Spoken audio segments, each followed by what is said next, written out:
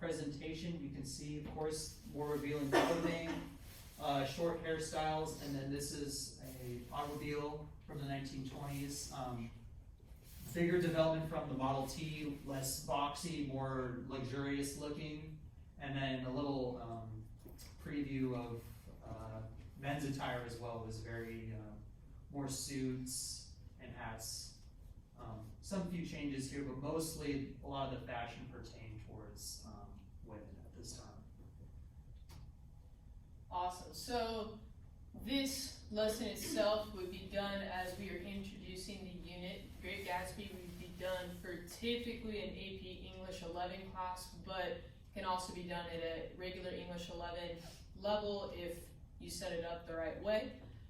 As a result, we're going to go ahead and use our vocabulary to represent various themes that are found throughout Gatsby. Students would also, if this was a lesson in class, be receiving a list of characters so they can follow along with what's going on.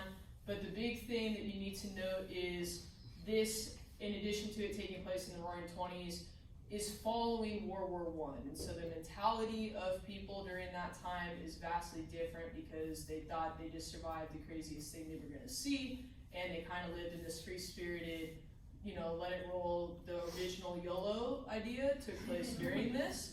And so you will see a lot of that take place throughout this novel. So the first theme that we look at is envy and jealousy.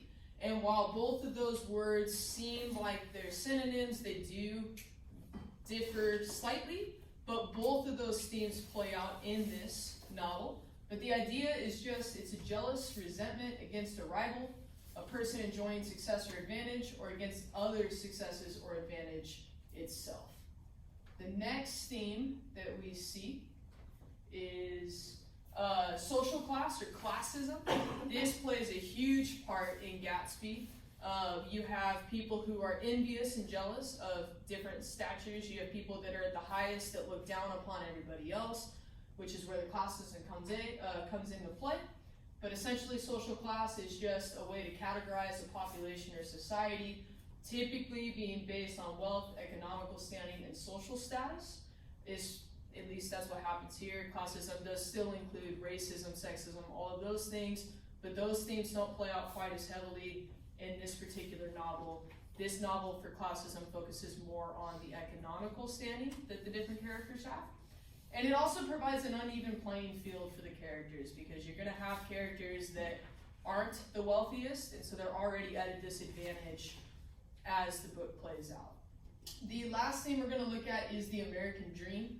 And again, the American dream is this idea that anyone can rise to the top and be successful if they are willing to work hard enough. And so as we explore this novel, my question for you in the back of your mind